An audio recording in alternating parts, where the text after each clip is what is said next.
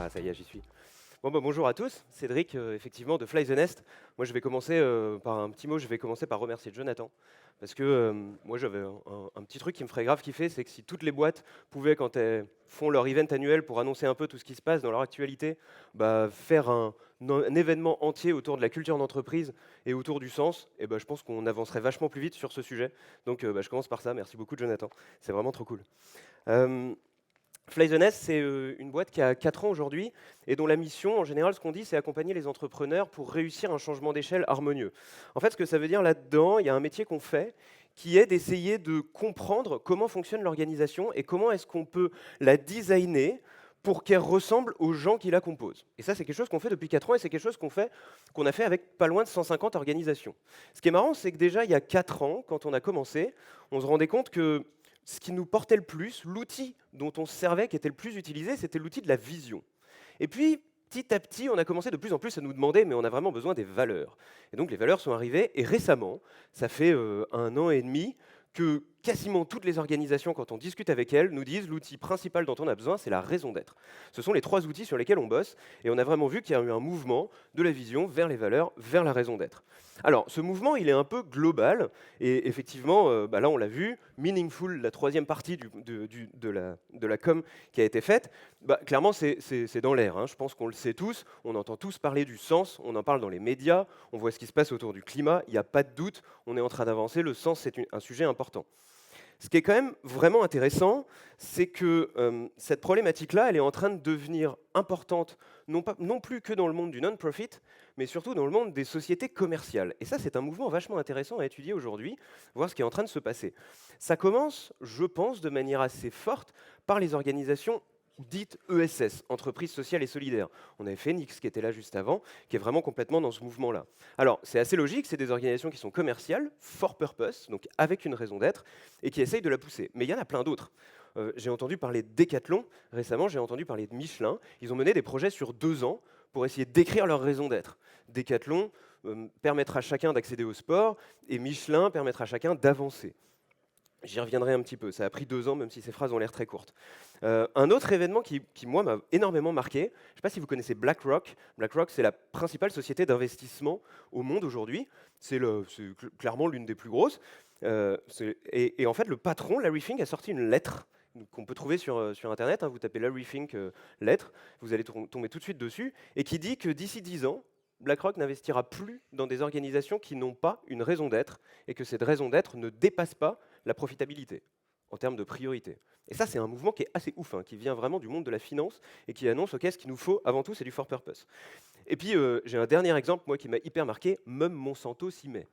Et ça, c'est quand même pas rien. Monsanto, c'est quand même des mecs qui ont créé un produit qui a fait que le Vietnam est maintenant numéro 1 en taux de cancer. Mais ils sont quand même en train de s'y mettre. Alors évidemment, ils sont peut-être pas en train de le faire parce que ça leur trifouille les tripes. Probablement que c'est plutôt parce que le marché est en train de leur demander, le marché extérieur comme le marché intérieur, leurs employés aussi. Néanmoins, rien que ça, c'est un mouvement extrêmement fort, se dire qu'une boîte comme ça est en train de bosser sur sa raison d'être. C'est un mouvement dans lequel moi j'aime bien essayer de le contextualiser, voir ce qui se passe autour de la raison d'être, et en fait c'est un mouvement qui est plus global, qui est autour de la culture d'entreprise. Moi j'aime bien identifier 3 steps dans la culture d'entreprise. Le premier step, c'était un petit peu quand, au début on faisait des valeurs, mais on faisait des valeurs de marque. C'était des valeurs marketing. On était en train de se dire, ok, notre produit, comment est-ce que je vais lui donner une identité qui va faire que ça va résonner chez mes consommateurs. Et il s'est avéré qu'on s'est dit, vu qu'on a écrit des valeurs de marque, on va les foutre au mur.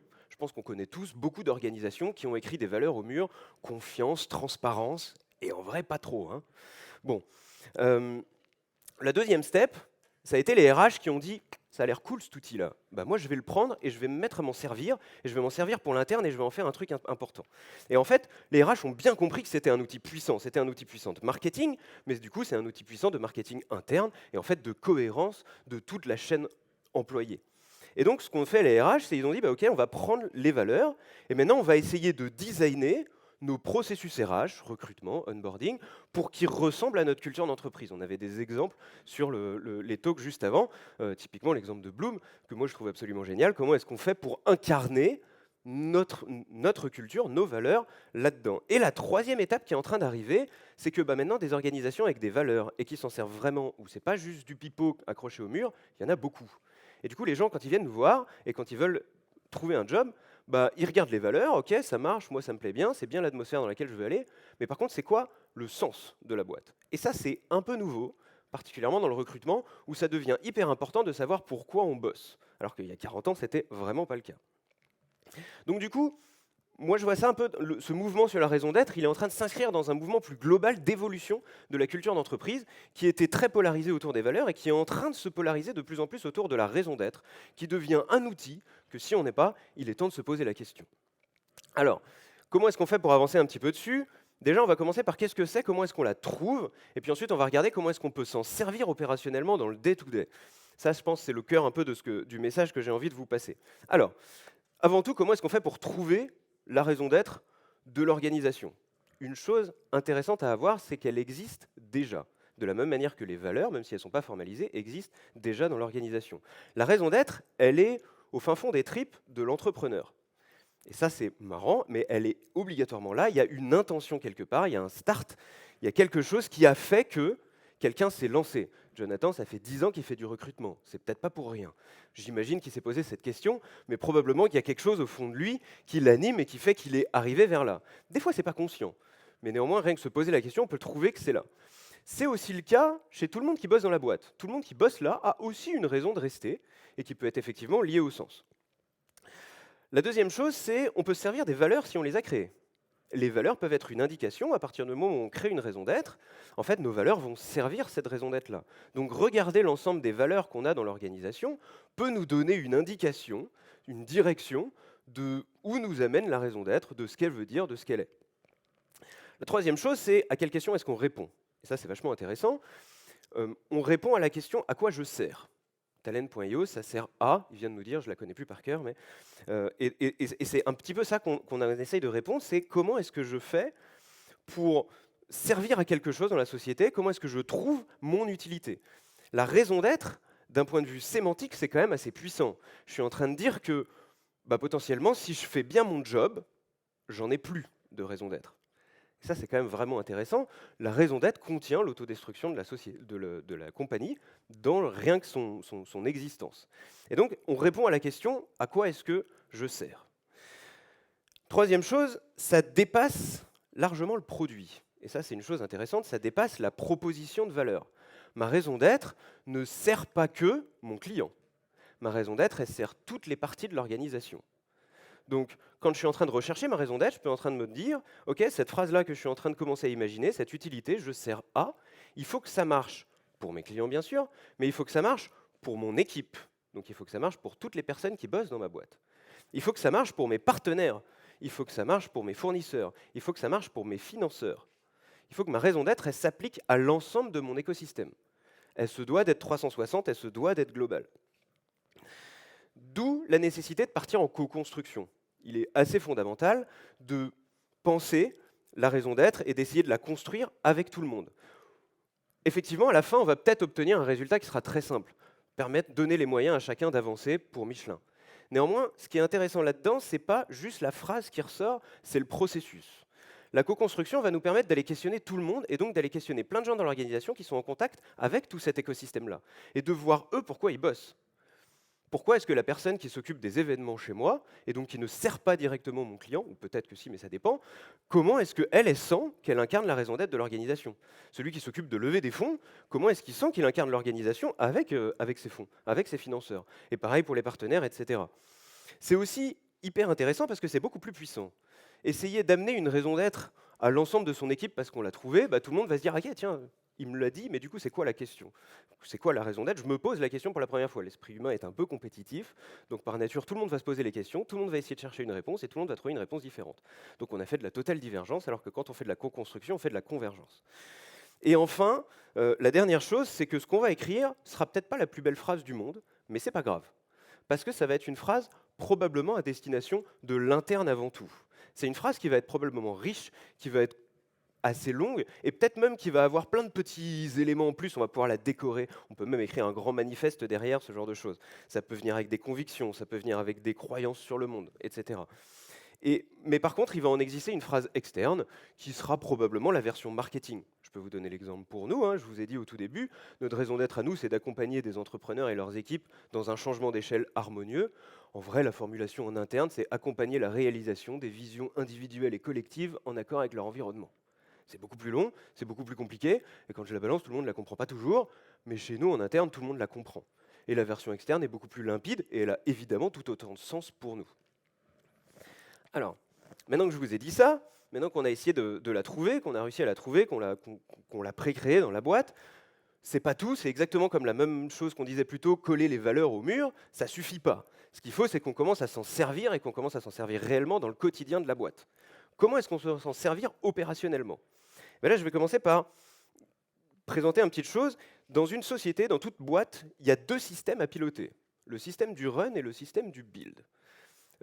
Le run, c'est l'activité du quotidien. C'est ce qu'on fait au day-to-day. Ce sont tous nos processus. Finalement, quand je m'occupe d'un client, c'est quelque chose que je répète. Le build, c'est la construction, la marche qu'on est en train de passer. Les 4 étapes qu'a fait Talent cette année, c'est la marche qu'ils ont passée. Ça répondait à un enjeu global, et il y avait 4 grands chantiers pour essayer d'y répondre, et c'est ça qu'ils ont réussi à faire. Donc ça, c'est le build. Le build, c'est la strat, c'est l'ambition, c'est les objectifs, c'est les projets. Et le run, ça va être nos day-to-day. Et en fait, on peut se servir de la raison d'être dans ces deux grands éléments-là. Et donc, je vais vous détailler un petit peu comment. Je vais commencer par le build, parce que c'est évidemment, on est toujours en train de penser à l'avenir. La raison d'être, on a dit, si on fait bien le job, à la fin, on ne va plus exister. Donc ça veut dire que si on fait bien le job, il existe un monde où on n'a plus de sens, où nous, on n'aura plus de raison d'exister. Il est hyper intéressant de faire cet exercice, d'essayer de décrire le monde dans lequel notre boîte n'aurait plus de raison d'être, n'aurait plus de raison d'exister, ne serait plus. Ça va nous décrire ce que moi j'appelle le méga long terme, la vision très très très long terme. Elle est probablement hyper loin, elle est probablement utopique, et on sait qu'on est sur ce chemin et qu'on l'obtiendra peut-être jamais. Quand on fait de la strat, très souvent on utilise 3 termes. Allez, j'ai une vision à court terme, j'ai une vision à moyen terme, j'ai une vision à long terme. Mon court terme, c'est ma tactique, c'est le prochain move, c'est les 4 gros enjeux qui ont été présentés.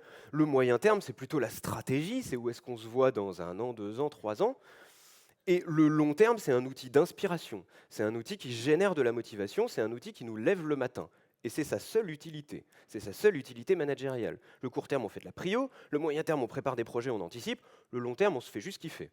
Et on est juste là pour essayer de décrire quelque chose qui nous motive tous. À partir du moment où on a une raison d'être, on décrit un monde qui est probablement très loin, mais qui est sans nous, parce qu'on n'a plus besoin d'être. Et ça va être l'outil de motivation numéro 1 qu'on va pouvoir, évidemment, agencer avec d'autres visions long terme qui l'expliquent ou qui sont peut-être sur ce chemin-là.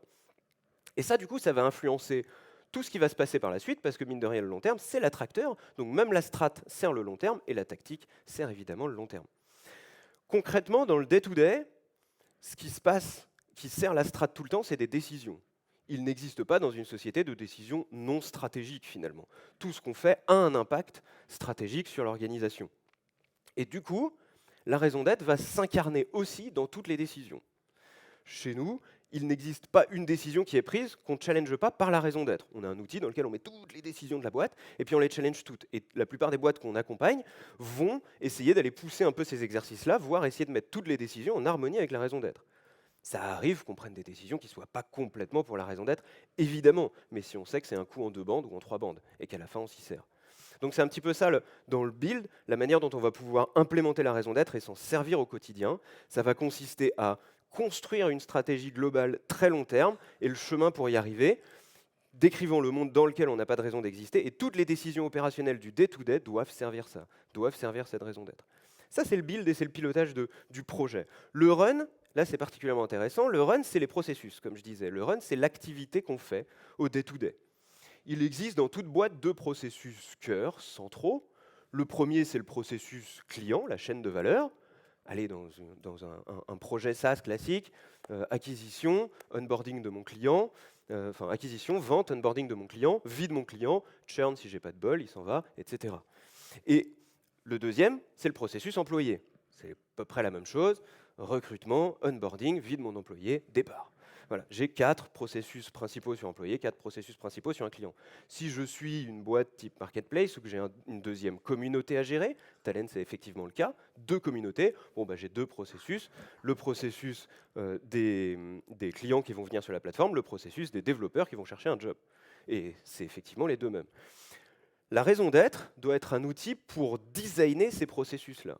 En fait, il ne doit plus exister un processus dans la boîte qui ne sert pas la raison d'être. On le disait, ça dépasse le produit, ça dépasse la proposition de valeur, ça sert toutes nos parties. La raison d'être, on doit donc s'assurer qu'à chaque fois qu'on interagit avec n'importe qui, en interne comme en externe, on est au service de la raison d'être. Et donc du coup, dans le run, ce qu'on va pouvoir faire, c'est prendre chacun des processus les uns après les autres et essayer de venir les ajuster, les modifier, les challenger pour s'assurer qu'ils ressemblent à la raison d'être.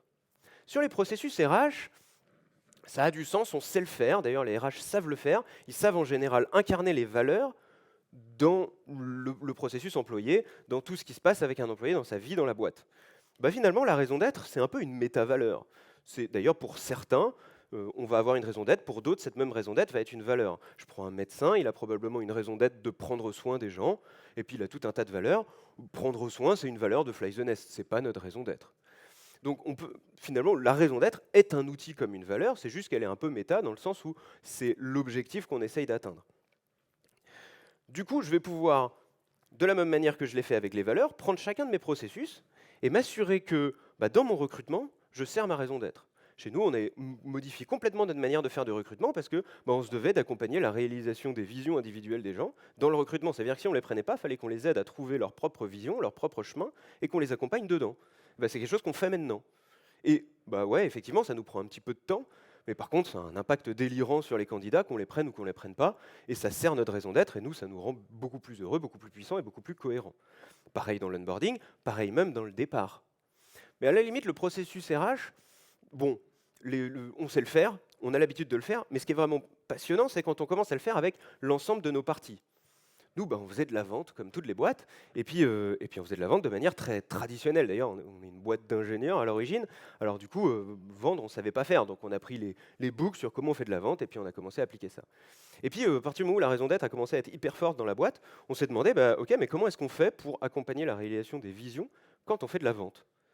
C'est pas évident finalement, parce qu'on est juste en train de vendre un truc. Et ça nous a fait complètement transformer notre processus de vente. Aujourd'hui, notre processus de vente, ça n'est pas un processus de vente classique, ce sont des ateliers qu'on fait de manière gratuite, et des fois, il s'avère que les gens continuent avec nous, des fois pas, et c'est pas grave.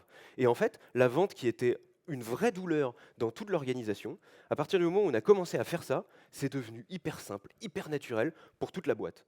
Au départ, on était peut-être 3 à vendre dans la boîte. Aujourd'hui, 100% des gens chez Fly the Nest font de la vente et adorent ça. Moi, c'était un rêve, je vais pouvoir partir en vacances. On le fait du coup dans l'accompagnement, on le fait dans la vie de son client, sur une plateforme, sur un SaaS. Comment est-ce qu'on fait pour incarner sa raison d'être directement dans un SaaS? Là, on avait des bons exemples avec Talent, on le voit bien.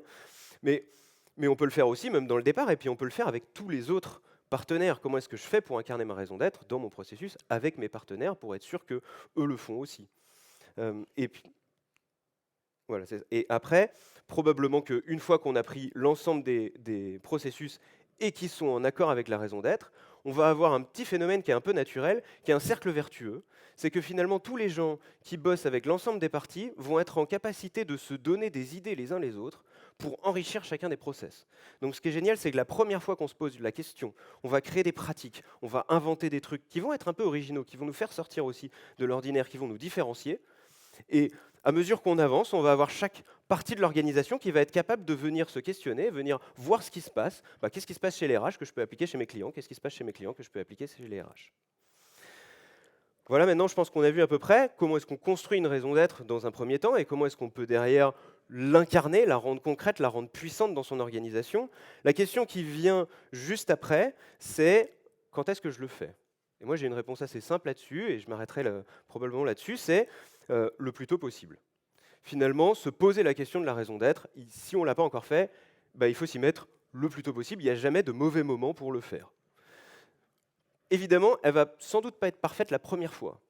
J'aime bien citer la toute première raison d'être qu'on avait écrite nous en tant qu'organisation, sécuriser et accélérer les démarches entrepreneuriales en faisant de la dynamique collective le pilier de la réussite des entreprises. Je la connais encore par cœur, elle était quand même bien dégueulasse. Et finalement, c'est pas grave, parce que la seule chose à quoi ça a servi, c'est que ça a fait qu'on a commencé à se poser la question. On a commencé à se demander, ok, mais c'est quoi? Et on a commencé à la faire maturer. Et donc, du coup, le plus tôt possible, se mettre pour essayer de l'écrire, parce qu'au moins elle mature dans la tête de tout le monde.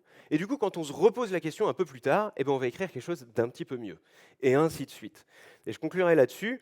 En Asie, on dit que la définition de la sagesse, c'est de bien se connaître soi-même et que c'est l'exercice d'une vie. C'est déjà dur à l'échelle d'un individu, mais alors à l'échelle d'un collectif et d'une organisation, c'est encore plus compliqué. Donc, ma recommandation à ce niveau-là, c'est de commencer le plus tôt possible et régulièrement, tous les ans ou tous les 2 ans, se reposer la question et éventuellement challenger sa raison d'être. Voilà, j'espère que j'aurai pu vous aider là-dessus. Merci à vous. Ouais. Si vous avez des questions, avec grand plaisir pour y répondre. Je vais me rapprocher un peu parce que j'ai la lumière pile dans les yeux, ce sera plus simple.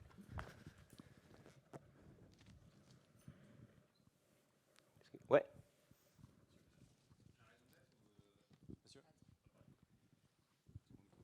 Merci. Je parais moins fort du coup. Du coup, la raison d'être, là, tu en as parlé surtout d'un point de vue de l'entreprise. Tu en as aussi un peu parlé au niveau des individus, comme les médecins. Est-ce que ça a du sens de se poser cette question-là au niveau de certaines équipes? Ouais, grave. C'est une question intéressante. Nous, on définit la raison d'être de chaque équipe dans l'organisation. Et le but, c'est de savoir comment est-ce que la raison d'être de cette partie d'équipe sert la raison d'être globale. En général, on a une raison d'être globale de l'organisation qu'on peut décliner dans chacune de ces équipes. Nous, chez nous, le métier de la vente, on s'est posé la question, c'est quoi la raison d'être de la vente chez nous?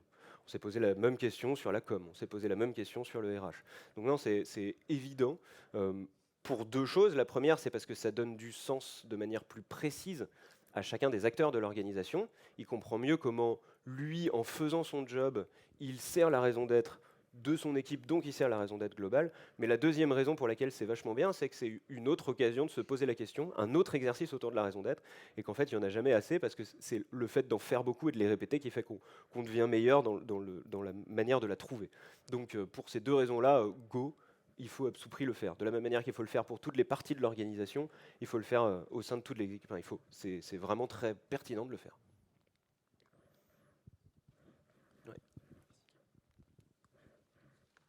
Il y a une question ici.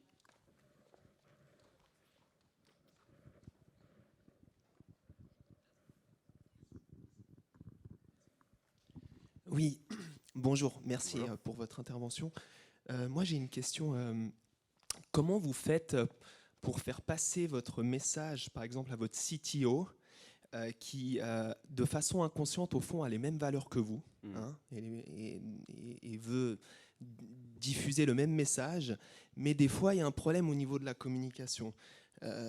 Parce que voilà, un CTO, parce que c'est pas toujours facile de faire passer son message. Et alors ma question, c'est est-ce qu'il faut faire venir quelqu'un de l'extérieur?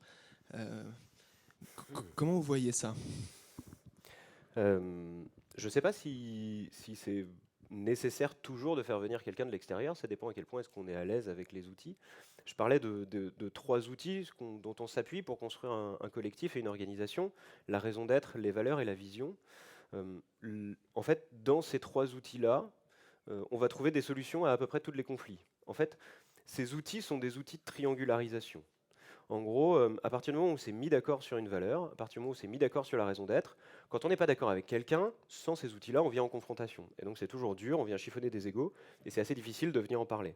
Quand on a construit ces outils-là, on va être capable de venir triangulariser, c'est-à-dire on va pas dire ce que tu fais c'est de la merde ou tu me fais chier quand tu parles comme ça. On est en train de dire en fait, avec ce comportement-là, je sens pas beaucoup cette valeur-là, voire je sens des comportements qui viennent abîmer un peu cette valeur-là. Donc en fait, on triangularise les débats, ce qui les rend beaucoup plus sains et qui attaque moins les égos, donc c'est beaucoup plus facile à prendre le feedback. Donc la première chose, nous, en général, qu'on crée une fois qu'on a posé les valeurs et la raison d'être d'une organisation, c'est mettre en place des processus de feedback qui permettent de gérer les tensions en triangularisant l'ensemble de ces tensions avec ces outils. Et donc finalement, on apprend à faire du feedback uniquement au regard des fondamentaux du collectif sur lesquels on s'est accordé. Et ça marche hyper bien, et de manière assez paradoxale, ça marche hyper bien avec les techs. On a cette image un peu globale que finalement les techs sont peut-être pas des gens les plus à l'aise dans l'humain. N'empêche que c'est souvent des gens qui ont une assez bonne capacité à s'analyser en interne et à comprendre leurs valeurs. Et du coup, dans la pratique, alors c'est évidemment pas vrai de manière très générale, mais moi j'ai toujours trouvé que c'était assez facile de lancer des processus de gestion de feedback à partir du moment où on avait des outils, parce que c'est un peu c'est un algorithme en fait de se faire un feedback avec des valeurs ou avec une raison d'être, ça devient algorithmique. Il y a un processus pour le faire, et ça, ça marche bien avec la tech, quoi. Donc moi je recommande d'adapter les processus de feedback pour qu'ils s'appuient sur les outils communs qu'on a. Et éventuellement, il y a un deuxième truc qui se sert bien, qui est assez utile dans ces cas-là, c'est la CNV, la communication non violente.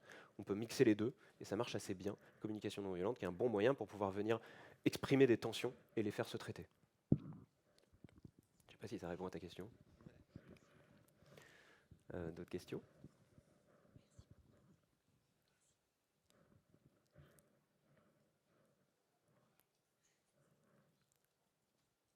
On est good? N'hésitez pas, hein.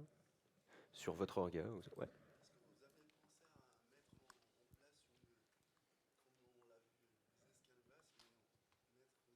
Ah, La question, c'est est-ce qu'on a pensé à créer un équivalent de Business Canvas pour valeur, vision ou raison d'être? On l'a pas fait. On l'a jamais fait, c'est une bonne question. Je pense qu'on pourrait facilement en dessiner un. De manière assez simple, le Business Canvas, il a pour objectif d'essayer d'analyser une situation hyper complexe, à savoir un marché entier, l'adéquation entre une solution et un problème qui est vécu par un marché entier, et voir si derrière ça peut se décliner en un business. Ici, on a des outils qui, à la fin, vont être quand même beaucoup plus simples, hein. La raison d'être, c'est juste une phrase, et un jeu de valeur, c'est quelques phrases. Et la vision, ça va être 3 phrases, un court terme, un moyen terme, un long terme. Donc c'est des outils qui sont globalement très simples. Par contre, si je devais à vue de pif essayer de designer un Canva, je commencerai par demander à l'organisation c'est quoi tes différentes parties prenantes. Donc ses clients, ses équipes, ses fournisseurs, ses partenaires. Et ce que je ferais, c'est demander, ok, c'est de quelle manière est-ce que tu sers chacune de ces parties prenantes? À quoi tu sers pour eux? Qu'est-ce que tu leur apportes? Et en fait, construire ça sur l'ensemble des parties prenantes. Et derrière, du coup, voir quelle est la synthèse qu'on peut tirer de ce qu'on apporte à chacune de ces parties prenantes. Est-ce qu'il n'y a pas une raison d'être chapeau qui marche un petit peu pour tout ça? Et je pense que je ferai un Canva très, très simple comme ça, parce que l'outil en lui-même est à la fin beaucoup plus simple, hein. Ça reste une phrase. C'est plus le processus, ouais, qui est intéressant à creuser. Je ne sais pas si ça t'aide. Éventuellement, je le créerai si tu veux. Ok. Il y a une question là-haut. Ouais.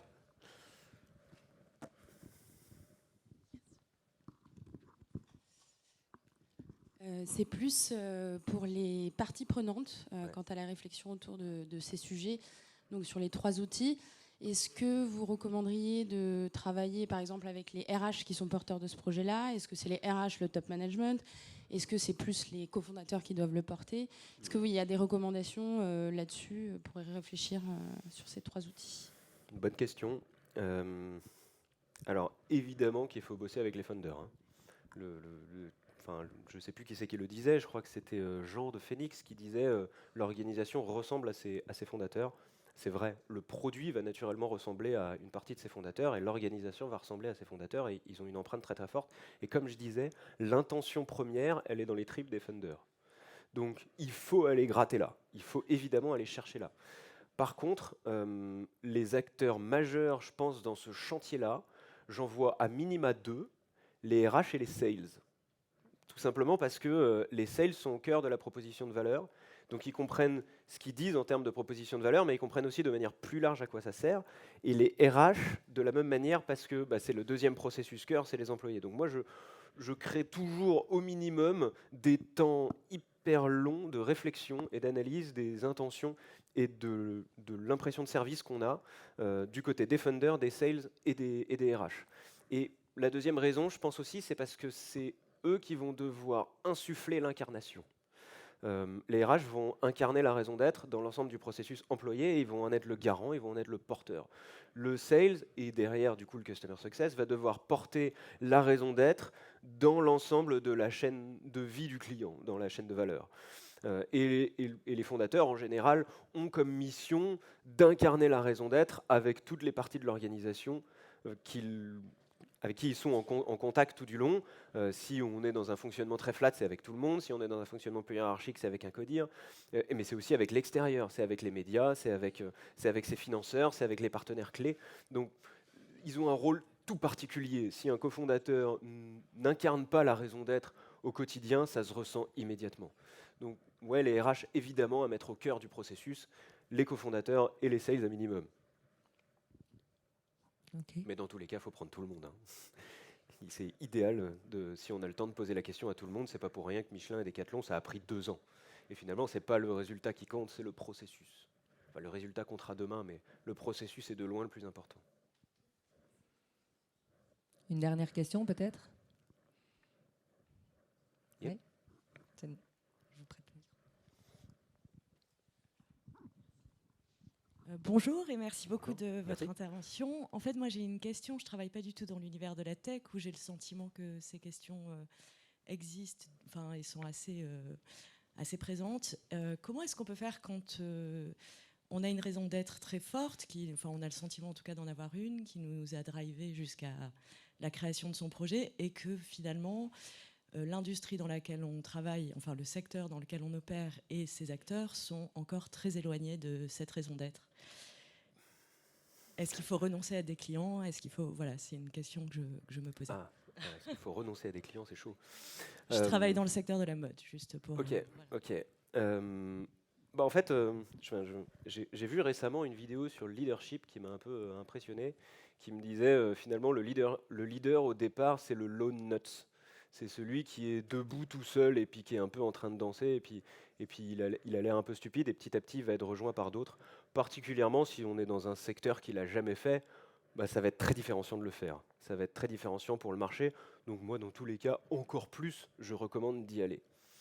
Le niveau avec lequel on va être en accord avec sa raison d'être, à quel point est-ce qu'on va la respecter tout le temps, c'est évidemment une question qui est centrale et qui n'est pas évidente du tout. On est toujours en train de faire des concessions ou de jouer avec. Plus on est dans un marché compétitif, plus on est dans un marché un peu carnassier, plus c'est compliqué d'incarner sa raison d'être au quotidien. Je l'ai fait 3 fois dans les 2 années précédentes sur des boîtes dans l'adtech, donc dans la technologie de l'advertising sur le net, qui est la nouvelle finance, quoi, qui est quand même pas un marché vraiment, vraiment évident. Et en fait, ça a vraiment bien marché. Ça a pris, ça a fonctionné.